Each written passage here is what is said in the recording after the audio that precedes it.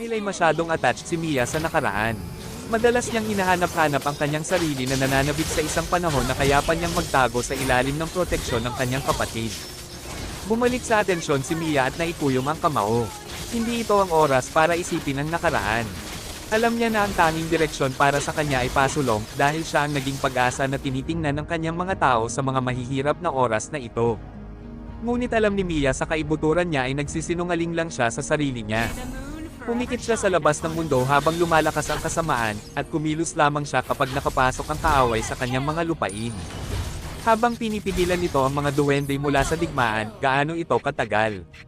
Kahit na ang isang hanggal ay nakikita na siya ay inaantala ang hindi maiiwasan. Ang isang digmaan na hindi kailanman nakipaglaban ay hindi kailanman mapagtagumpayan. Kung gusto mo ng mga ganitong content, paki-like at follow muna ang aking page.